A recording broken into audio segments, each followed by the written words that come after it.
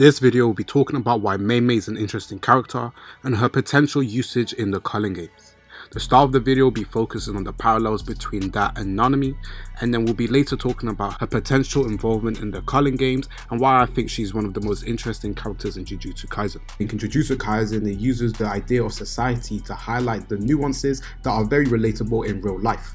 Some of the actions, such as how do we pose these bad individuals as the problem of society, whereas Jujutsu Kaisen indicates that the system itself is the issue and is contributing to why there's so many bad apples in the system. This is shown with the irony that curses are formed from humans.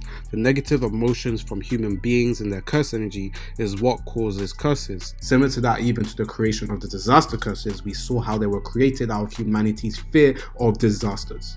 Now we preface this back to Nananmi. Nananmi is an interesting character because his first motivations were that of not wanting to be a Jujutsu sorcerer. He was an ex-salaryman who returned to being a Jujutsu sorcerer, and his main goal is to help people. After exercising a curse, he realizes he can actually help people this way and claims this would be the most righteous way for him to live. Now you get to somebody like Mei Mei. Mei Mei is the complete antithesis of that. She's focused on herself and what she can do to make herself better. It's evident with her relationship with her brother, and she gives us a nice parallel compared to Nananmi. She gives us an identification of an individual who is selfish and focused on herself, compared to Nananmi, who is selfless and is focused on the development and helping of other people. The obviously tough contradiction we get to find is that unfortunately Mei Mei in essence is what is leading to a happier life. In terms, she's been able to live and continuously do what she wants without necessarily the chains of connections holding her down. However, this can mean that she's also living a non-fulfilled life, and it comes down to perspective, which I think Jujutsu Kaisen does well. Which would you prefer? Would you rather be someone who cares for the betterment of other people in society, but could also be at the detriment of yourself and not necessarily achieve what you would want? This is evident with Nananmi having regrets during his interlogue in Shibuya, talking about how he wishes he could be in Malaysia. However, I think he also comes to a piece of understanding that this is the decision he's made, and he uses this to prevent himself from even further burgeoning Itadori. Compared to someone like Mei Mei, who uses even her own blood relative for her own gain. He can only use his ability when she says so. We also see that she's grooming and taking advantage of him. But back nicely to the point of bringing up society. Society sees these two different viewpoints, and each as the audience we can guide in which we believe is right. As an audience, and for the most genuine and normal people, we would sympathize with Nananmi because we understand the struggles that he's going through, and he's such a nice, kind-hearted character. However, there's also the saying that the nice people don't win. And this obviously takes that extreme to a higher level in Jujutsu Kaisen. We see how Mei Mei is unfortunately a person who is winning. And this is a theme that is completely shown through the selfish characters in Jujutsu Kaisen. Sukuna, Gojo, etc. are a couple characters who are seen to be extremely selfish and unfortunately are the pinnacle of Jujutsu Kaisen. It seems as if a theme that we get thoroughly pushed out is the selfishness to reach the top is something that can help, however would mean you won't necessarily have committed relationships between them. It's why characters such as Gojo don't have such great relationships between them, and it's at the essence they leave what could be seen as lowly life. Even though Nananmi may have passed away in such a sad moment, he had real connections and growth with people that would have made his life even more enjoyable in that regard.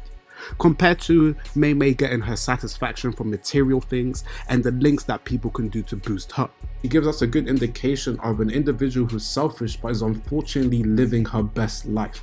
She's gaining the money that she wants, she's being able to survive when she wants, and even in the peak of crisis when we think that Mei Mei will turn herself and change her character convictions to help the main cast, she leaves. And now she's back in the Culling games with her brother, and she's supposedly been helping the main cast on the side. We haven't seen enough of her, and now as her reintroduction into the story, I think she's an extremely interesting character. Based on how she parallels compared to our Jujutsu sorcerers, when she does decide to help, it's interesting to see what her motivation stems from, and I think Gege poses her in an interesting position. She can be someone who could easily be their friend, but can easily be as whimsical to switch up and potentially be someone who has to contract kill them. I think with her ability to work with the higher ups, it could be a situation where she becomes a main component into the taking down of Itadori when we get to the final moments of the story.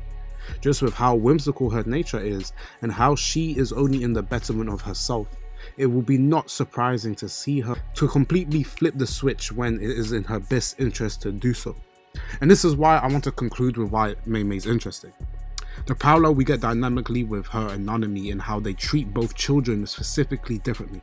How they both treat their respective lives in terms of the Jujutsu sorcery. And I think the fact that currently she's been getting her own way and things have been working out for her, I want to see how far and the extent this is pushed throughout the story. We have a good indication of how this relates to real life, and obviously selfish people sometimes in essence are the ones who end up being more successful.